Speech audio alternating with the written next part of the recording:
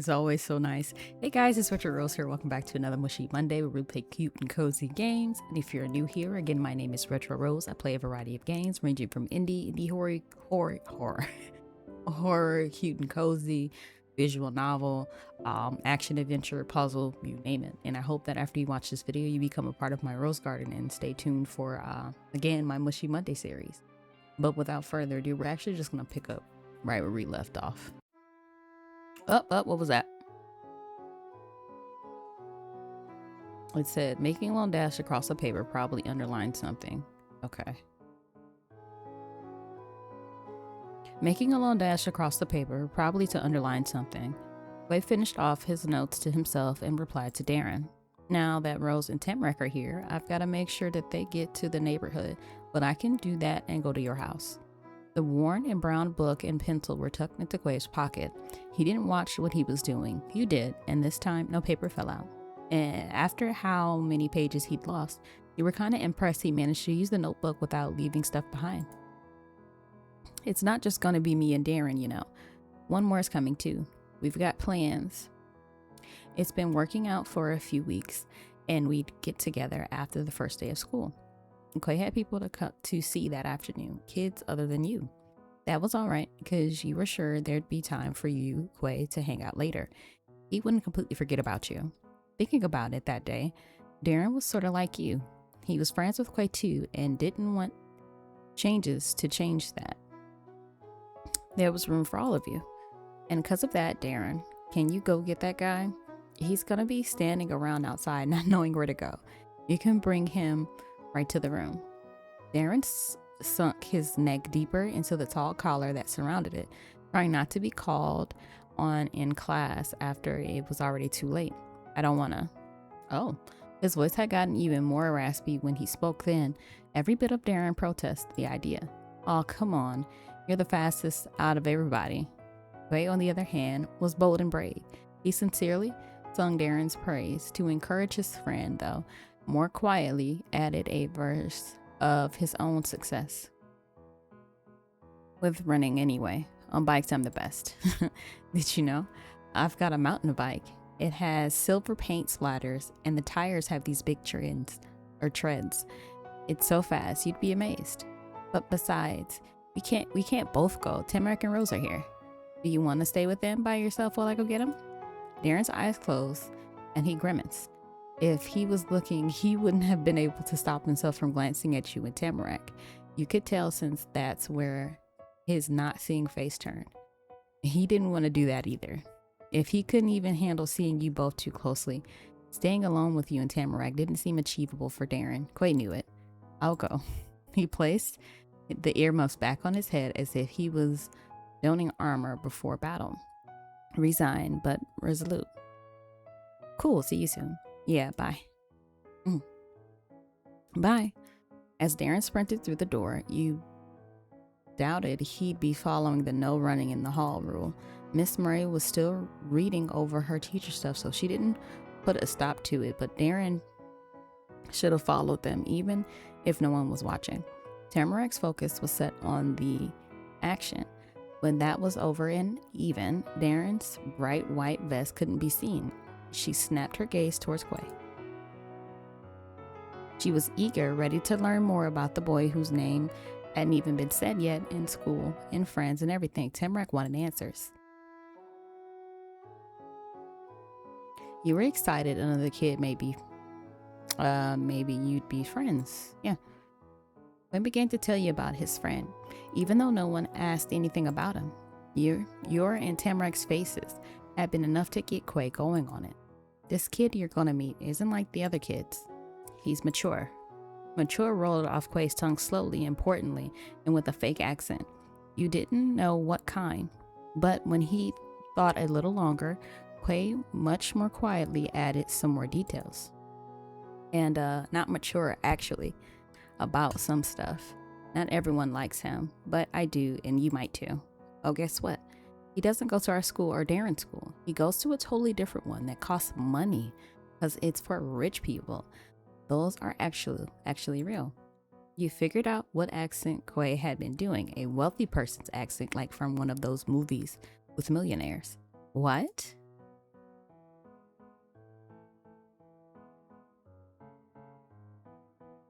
Really? Does he have to wear a uniform? No, but they have strict dress code. He's got to wear button-down collared shirts and stuff. Ew. Neither Quay or Tim Reck were sure what to say next. You were the same. The three of you glanced from one face to the other, expressions fitted between encouraging smiles and curious peering, until eventually the door was flung open. Darren hadn't stopped to check if it was okay that time. He had a job to do, and it had been a job well done. Darren wasn't alone. Oh! The entrance was a funny scene. Behind Darren's striking colors and tinted steps was the new boy. The stranger came along, unconcerned, dressed in mute tones. His hair color almost could have been called black, though dark gray was probably more right. He had black pants that didn't match perfectly with the shade on his head. But there was something about him that made a strong impression. Tamarack, Quay, and Darren, too. A lot of energies that radiated out all around them. This boy didn't have the spirit in hands or legs or body. His fire was concentrated all in his dark brown eyes. Whatever he looked at came against the total force of his being. It made him unignorable. And that part of him was so noticeable that it took you a minute to see he had a birthmark on his neck and that his smile was actually a smirk. You were not disappointed on who Quay's other friend actually was. This was more intriguing than you'd been imagining. All of your thinking was cut off by a shout from Autumn. Along with that, he punched a fist in the air to welcome his returning champion and the found prince. Yeah, you've made it. Darren and the boy he brought had given the impression of opposites when they first came in. What they had in common became clear when they smiled the very same way at the reunion. They both liked the other one of them. And they both liked Quay. That's all that mattered. The two went straight to Quay's side, Darren on his left and the other on his right. The formation of the trio was perfectly smooth. All of them were already aware of where they stood in the group. So this is my friend. He's cool. As long as you tell him when he's being dumb. The boy had been the most collected person you'd seen in town. Besides your teacher and Quay, he just called him dumb as soon as he got there. That was kind of incredible. McQuay didn't mean it in a mean way, and the new arrival hadn't even blinked when Quay said it. They were friends, and that insult expressed as much affection as the hug Quay and Darren shared earlier. Hello, Baxter, that was his name. It's nice to meet you. My name is Baxter. Baxter greeted you and Tamara casually. It was effortless for him to say polite words, though he didn't come with a lot of meaning behind them. Darren was 12, and he was tall, taller than all his friends, but you could have believed he wasn't that old until Quay said so. Nobody needed to tell you Baxter was older than you. No one had told you, but you still knew. More than any kid, Baxter reminded you of teenagers, ones who thought they were smarter than not only anyone younger, but adults too. He had that kind of unquestioned confidence. Even the way he stood there looked more grown up than everyone else. That's right. Quay put on his snooty voice again and did a curtsy to show his mocking respect to whoever the boy was that he was about to introduce. He is Mr. Baxter Ward, the oldest one out of all of us. You knew it. Meanwhile, Quay dropped the accent because he wasn't talking about Baxter anymore.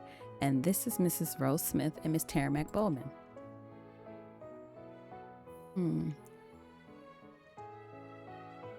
Hello. One corner of Baxter's mouth was already up, and it had always been up, but he lifted the other end too so he could properly smile at you. Hi. Tamarac's normal bubbliness popped right after she said hello. Are you actually rich? Oh my God, I love her because she's so straightforward. She said it doubtfully with her hands on her hips and her face tilted intently. It added more to her wondering than what she actually said. What would a rich person be doing there? Shouldn't he be doing something else? Something kids like you and her weren't doing. He tried to imagine what that other thing might be. Maybe sitting at the end of a table longer than this whole room, or dancing in the shining ballroom wider than your house. Darren's face twisted in the center, tightened around the edges. He wanted to laugh, and he wanted to stop himself from doing just that. Yes. Baxter said he was a rich kid, and plainly as if you asked if it was Monday or if he had a hat on his head. He can prove it too. Baxter lives in a huge mansion high on the mountain. He does? He does. Suddenly the table in the ballroom of your fantasy felt a little more real. Having the huge mansion come up without him needing to say, so curved, Baxter smiled more than it already was. He didn't have to brag, his house spoke for itself. Or rather, the house got Autumn to speak for it, and that was the best brag of them all. If I like the two of you, maybe you'll get to visit. If I like you? Quay's words had shot up in a pitch and range with humor. He threw his hands out in disbelief and had to be careful not to hit one of the multiple people hanging around him. Baxter, you show it to anybody who will come by.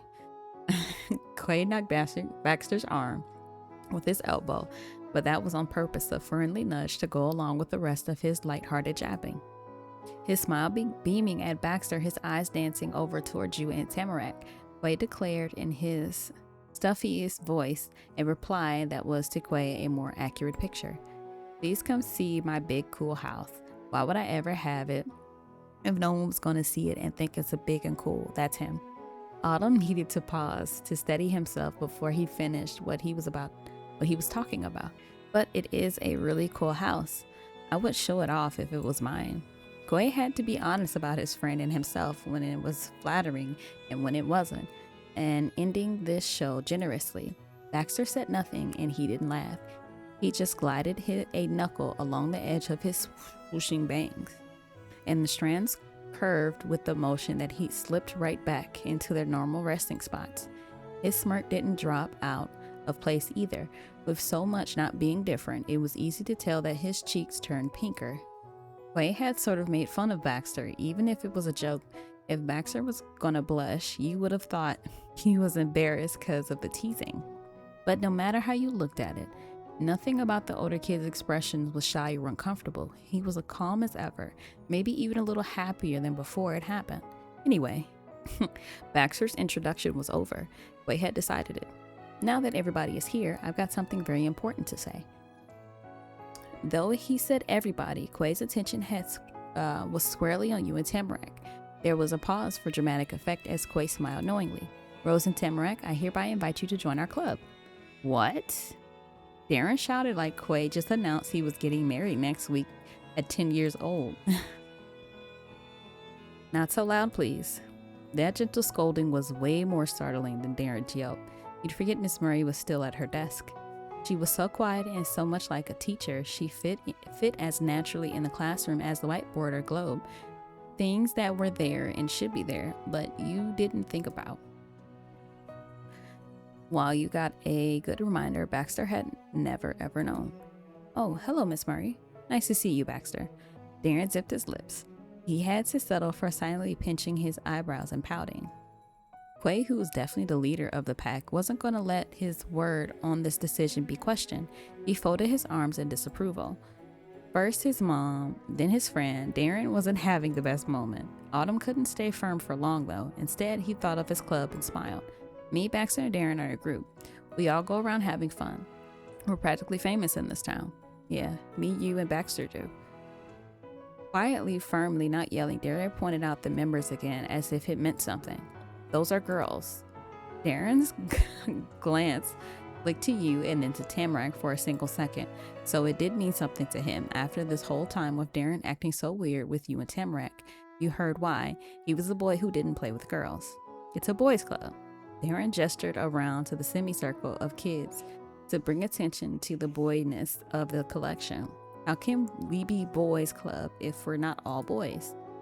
He whined in a whisper. Even if you and Tamarack and Baxter were right there, Darren was trying to keep the conversation between him and Quay alone. Unfortunately, it was Autumn he was talking to, and Quay made extra efforts to include the two of you. He'd freely giggled at the problem he'd been presented. Darren, your mom's a teacher, and guess what? Quay gave a livid look over his shoulders towards his possible new group mates. His dad, he's also a teacher at a different school. With a slow shake of his head, Quay smugly chided his friend. And you don't even know problem solving. Listen, okay, so I'm a boy and it's my club. That means it's a boys' club. What's the issue with that? He didn't get an answer though. Quay didn't expect to. Darren could only gawk as if he'd witnessed a magic trick. Quay had taken a black heart card from Darren into his fingerless glove, and when he revealed it again, it was transformed into a red king. He wondered if Quay was a sorcerer all along, and he only said you were the one to cover for himself. He had a way with words and with people. You and Tamarack began and new there. You and Tamarack being new there wasn't what gave Quay an advantage. He was like that no matter what. Baxter chuckled, a pleased audience member of the event, and then he shrugged with his hands in his pockets. I don't mind if they tag along as long as they can keep up. Great. Baxter's agreement was given directly, and Quay took Darren's acceptance of his idea as a sure thing even if he hadn't exactly gotten there yet. He expected you and Tamarack to see it too and put the choice in your hands. That was the only question. So, what do you think? No thanks, I don't want to. I remember her totally turning this down. For all of Quay's sweets and conversation wizardry, it was equally amazing at how simply Tamarack could defeat them simply by not taking an interest in saying so. That was actually the second time Quay invited her to play with him and his friends. Yesterday she had said maybe, and today she said no. Darren suddenly frowned more. He never wanted her, but was offended she didn't want him to. Baxter only smirked harder. He already had friends. Being turned away by a stranger didn't make a difference. Quay was disappointed by Tamarack not considering it, and by his friends' unwelcoming attitudes. No one seemed to care like he cared, even when he tried his best to get everyone to get along. His expression wasn't happy enough for Tamarack to realize, with shock, impact she had. Thanks for inviting me. I like you, Quay. I'm not sure I like the other kids. That's fair. Two bewildered snorts, and the one laugh followed that attempt at comfort. Baxter was the one who laughed.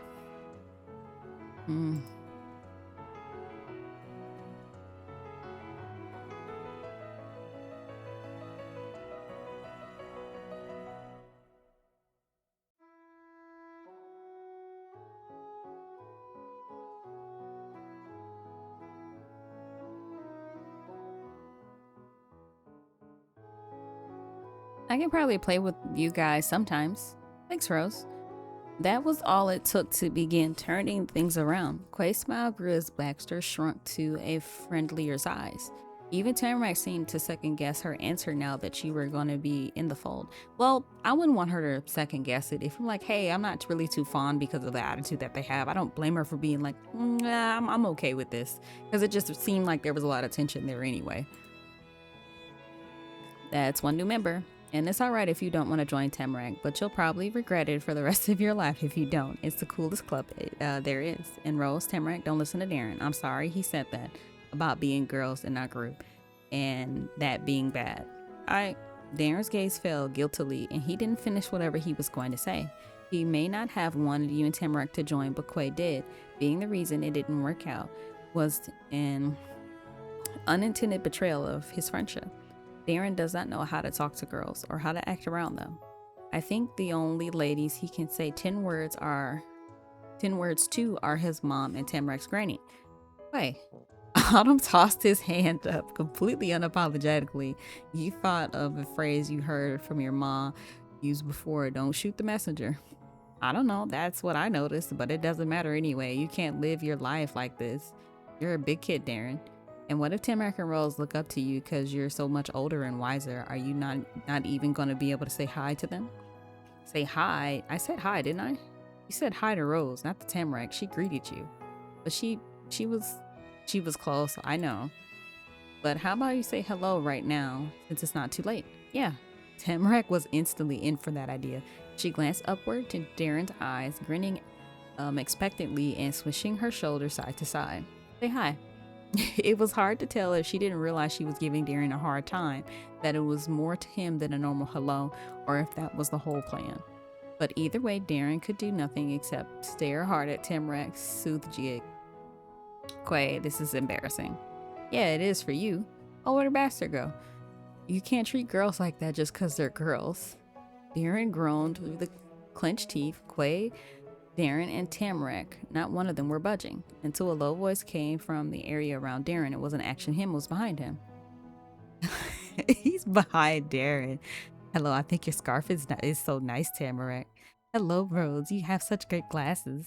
What? Darren couldn't stay quiet for long. His mom had given him a reminder, reminding him, I hope you like my earmuffs too. Darren spun around in a flurry, but the perpetrator had already breezed back to Quay's other side. Baxter stood there, self-satisfied and silent like he had been the whole conversation. He may not have seen it with his own eyes, but Darren knew it was Baxter. He had a pretty distinct voice, and it wasn't as if anyone could have done it. It was a pleasing answer to Tamarack's ears, no matter who said it. She giggled and she toyed with her nice scarf. Do you really think that? The real Darren turned away uncomfortable with a face pinker than the accessory in question.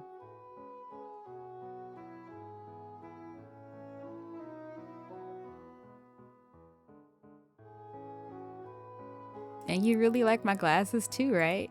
The main part of his face that you could see were his eyes, which had gotten huge, had gone from defiant to shy. I didn't say that. What's not true? I didn't say that either. You guys, Quay had lost hold of the situation. He viewed it from the outside the same way he might have done while watching toddlers tremble around a playground. You know I don't invite just anyone to the group. That reminder was meant for Darren. He sent an explanation yours to Tamarack's way next. Before it was me and Darren since we were babies. Oh, and then a couple of years ago there was Baxter. It's been only 3 of us since then until right now. Yeah, it has been. So why do we have to be a part? Why do they have to be a part of the club? It's a good, you asked. Rose broke into my backyard accidentally and took me on a crazy investigation about a paper airplane. She got here a day ago and she's already looking out for me. Normally, I'm the one doing that. And Tamarack was the one who made a paper airplane for a stranger because it would be fun. She's the type of kid who hides for who knows how long in a pile of leaves so she can jump out and spook you. That's not what's not to like about that. Lastly, the 3 of us are all neighbors. That's got to count for something. What were you thinking we'd do? Run away from them when me, you, and Baxter were in the cul-de-sac? Try to make Tamarack and Rose leave her own street? No, we should be friends and hang out together. It makes no sense not to let them join the club. Quay's debating speech rused Tamarack. Her fists were clenched and her expression was full of vigor, but she was sure she wasn't inspired to join Quay's club. It strengthened your bond as neighbors and only made her flimsy connection to Darren and Baxter more obvious. Darren wordlessly put extra space between him and the shaking girl. Baxter smiled at Quay, supporting his friend while being totally indifferent to the results of the effort. When it came to yourself, Quay's description of why he thought you should be a member.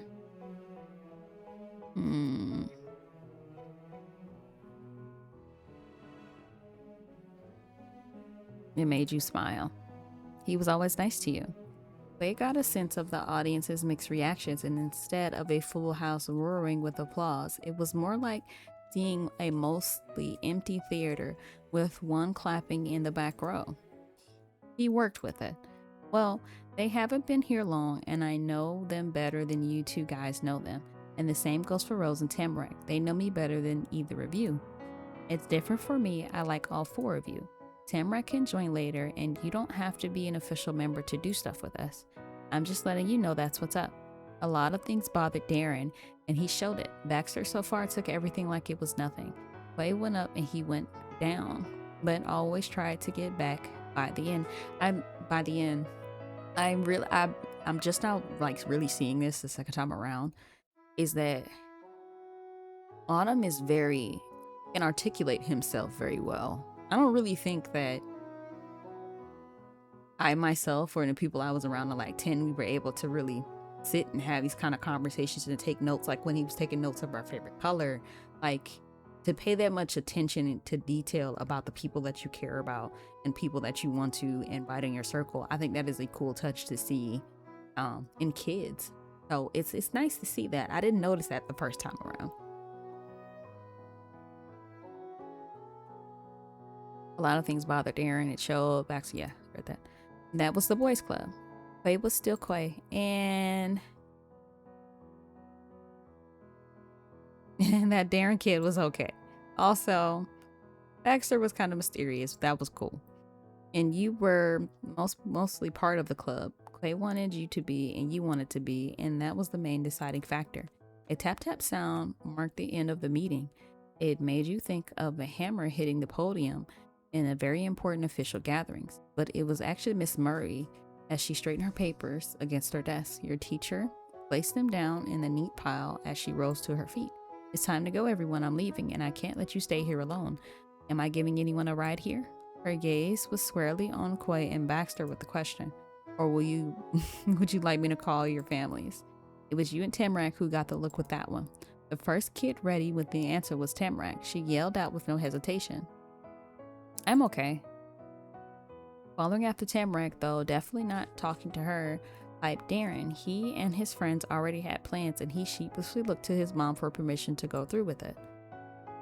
Clay and Baxter can come with us, can't they? Riding off, she nodded, and her son smiled. Relax. Miss Murray held up one finger and added a note before anyone got ahead of themselves. They can't stay all night. I'll need to take them both home before dinner. All right. Thank you for letting us visit. Yeah, thanks. What about you, Rose?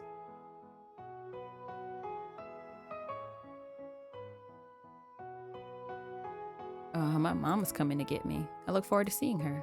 Rose, come to my house. Tamarack pumped her arm up like a dark blue carpet was water underneath her foot, and she needed to roll through the indoor pond. I can't wait for your ma, too. Then we can go. And you can meet Omi and Opa when we get there. That would be so cool. Yeah. All right. Well, how about we finish packing now? On it.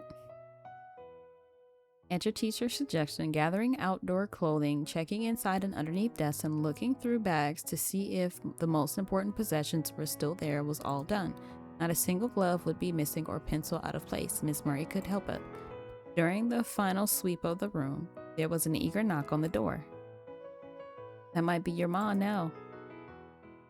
Miss Murray took long strides, reaching the door far sooner than any of her students could. When it was open, you saw your mom framed by dozens of colored paper leaves taped around the frame. It was great. She could see your new teacher and class and everything. Oh, she looks... I know I said this in my previous playthrough, but to be honest, she looks... Ma in this is... Because I call my mom Ma. She's almost a spit image of my mom despite the color of her eyes and her hair. Because my mom is a beautiful dark-skinned woman. But she looks just like my mom if I were to put her in a story. I am going to assume that you're Miss Murray. Yes, but Shannon is fine. And you're Miss Smith? Right as well. I'm Opal. Rose is my daughter. It's a pleasure to meet you. Thank you for coming to pick up Rose. We stopped listening in on their conversation as the two grown-ups chatted about each other and little of you. Darren wasn't as polite. He sighed as a continuation of their adult greetings, maybe the thought that was boring stuff. Clay snickered softly while giving Darren a small shove with his shoulder. It brought some liveliness back, and Darren got to smile. Ma noticed the cluster of kids, then her eyes fell on you, and her conversation with the teacher stopped. Rose, I made it, and hello again, Quay. Hi, Mama. Hi. She strolled further into the room to join you. Miss Murray stayed by the door. Who's the rest of this fun bunch? Ma asked wonderfully, glancing around the faces of the three other kids still there. Class was long over, and you were too closely gathered for it to be random people who happened to be in the same place. Why you'd all come together was the great interest of your ma. Two of those people were Quay's friends. One was your seatmate and your neighbor and your friend, and it was her, as usual, who was first to shout out a reply. Tamarack never took long to think about what she'd say. That's why she was always so far ahead of everyone with words. You're Rose's ma? Wow. You don't look like your ma. You'd be surprised. Some bits of me ended up in there.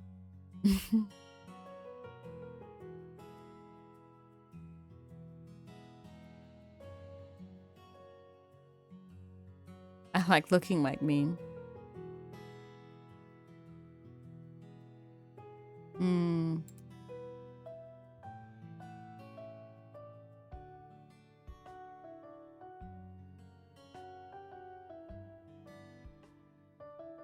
I don't really know what answer I want to put here. I like looking like me and not like her, but that feels rude. I wish I did. Yeah, we don't look that different. A playful smile tugged at your mom's mouth. Tamarack felt inspired to have more curiosity satisfied. You look more like your dad? Oh, Rose is like him in certain ways. Her smile dropped, but Ma had replied for that question, ready before you had even fully heard it. But our family is me and her. It's always been. It always has been. He won't come by to visit. He was telling Tamarack the truth. Tamarack wasn't going to see him. You hadn't even met him. Oh, you only been told stuff about him. When you were younger, Ma said that his race and nationality were, and hers too, and so that way you could know your own history.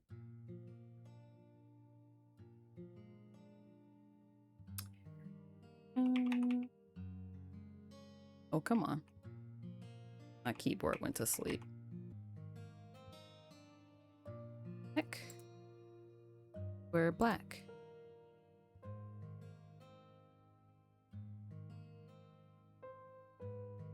American. And we have an American heritage. At the same time, your mom explained how having you in the first place worked. She didn't have a husband or boyfriend or anything, but she wanted a kid, so she had you. Mom talked about how you didn't need an entire other person to have a baby. You only took a small part, and she was able to go get that from a special hospital.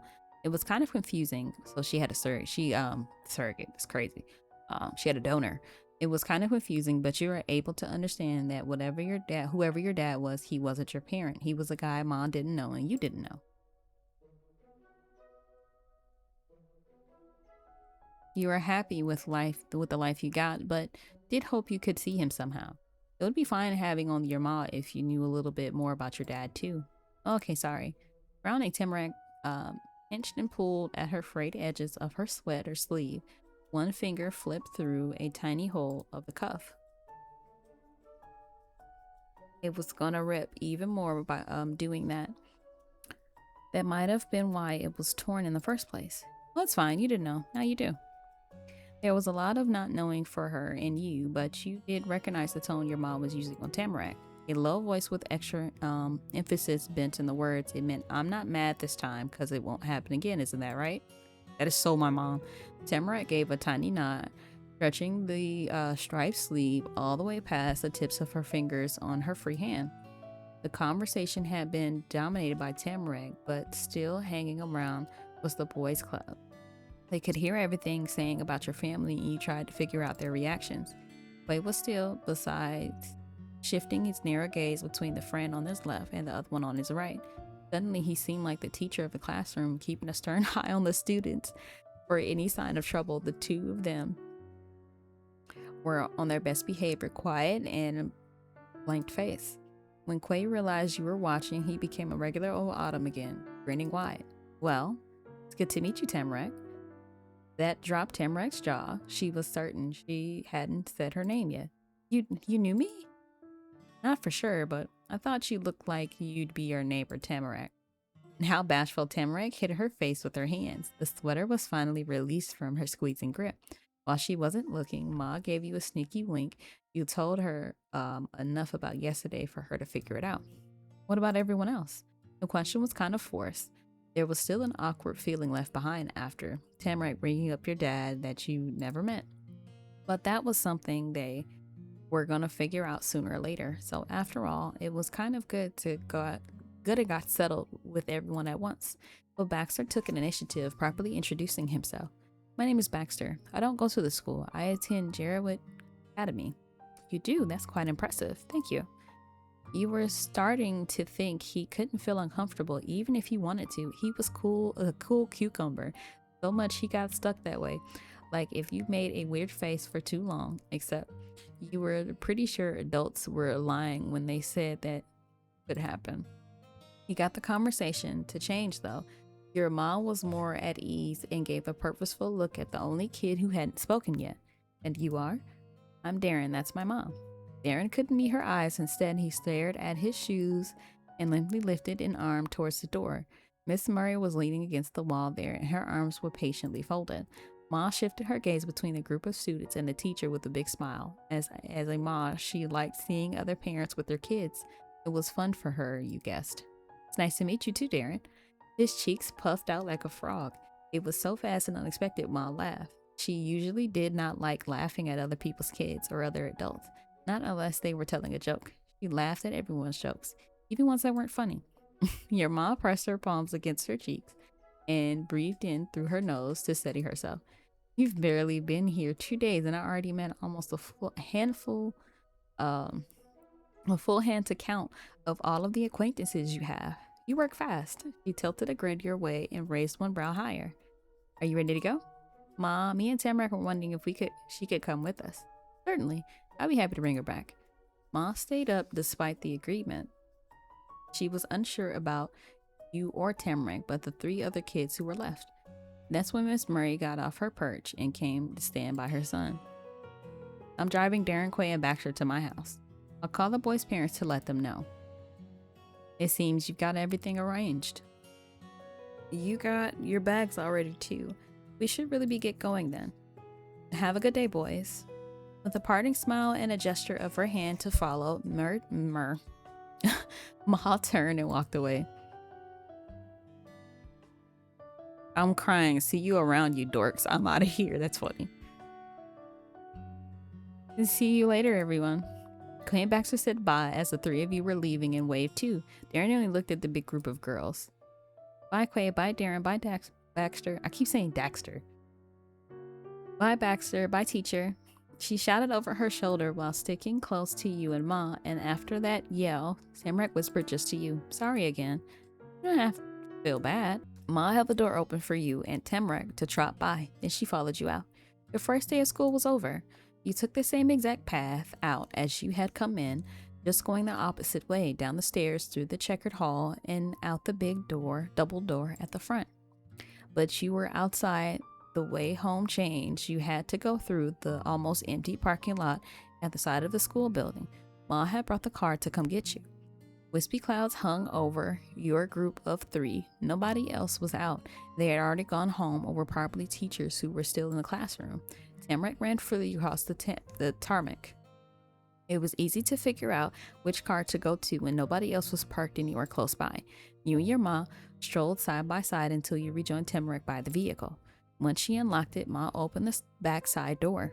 You were too little to sit in the front, according to her. That meant Tamarack would be too small too, and she was practically the same size as you. But you found out Tamarack didn't want to sit there. She liked the middle. It was funny how round and weird it was. She always liked being able to see to the front easily. While you both buckled in, Ma got it to the driver's seat. Tamarack told you about how she'd how'd she poke her Omi and Opa from the spot all the time. Even though neither of them were in the car, she was happy to choose the middle anyway. I'm more of a window seat girly, but I'm like, I have to be on the right side. I don't know what it is. You like the window seats. After Ma double checked that everyone was in their seat, had their seatbelt on, she pulled out of the school lot. You jingled in the firm cushion because of all the vibrations of the car, and the seatbelt wasn't just good for crashes, it also could stop you from slipping out of your seat on the bumpy roads. It was quiet, besides the humming sound that also came from the way that the car moved. The world looked different from the backseat of the car. A blur of golds, browns, reds flitted out of the corner of your eyes. From what you could see ahead, there was an endless stream of blue coming at you, and then all slowed down. You could see individual trees, and each of them, their branches and their leaves hadn't fallen, and the sky seemed more solid. Your neighborhood was already in reach, and it had been a whole journey in the morning walking with Tamarack and Quay. Said this all backwards. The trip only took a few minutes driving with Ma and Tamarack again. Ma parked at the end of the road right in front of your house. It wasn't a garage to use, but it didn't really matter if you parked on the street. It couldn't block the path if it didn't go anywhere.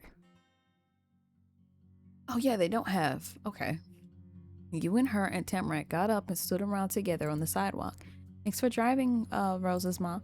You can come to my house now. You had a lot had happened. A lot had happened since she talked about that in the classroom. Still, Tamarack didn't forget the plan she made. A visit to the Baemon household? Am I invited too? That's right, your mom hadn't been there, and when Tamarack had come up with what she'd do to after school, it was funny seeing Ma ask permission to go over to someone's place. She was the person who was supposed to decide if it was okay to do something or not, but your mom was nice. Yeah, thank you. I had been hoping to meet the rest of our neighbors, but I wanted to wait for Rose to be here before making the rounds. Either way, Tamarack. Tamarack would have tried to do that even if Ma didn't ask her to. The now leader spun around to change direction and marching down the sidewalk towards the big gray house next to yours. There was no way you'd get left behind, and you stuck right by her while your mom went along after both of you. As Tamara got closer and her pace got faster, the steady strut had turned into a steady skip by the time she'd reached the porch. She was eager to get home, where she wanted to make sure she arrived there first. Tamarack smacked the doorbell and held it all the way down with her whole hand. It wasn't the kind of doorbell you had to press over and over to get it to work. As long as she pushed it in, a deep chime rung through the walls. Ding dong, on and on. Tamarack squeezed the doorbell under her tiny hand. It wasn't going to stop. Your mom acted like the parent she was and spoke down to the other kids with her reassuring voice. I think it's okay. You can let it go. I understood appropriate behavior in a grown-up world better than any elementary schooler could, and it wasn't it.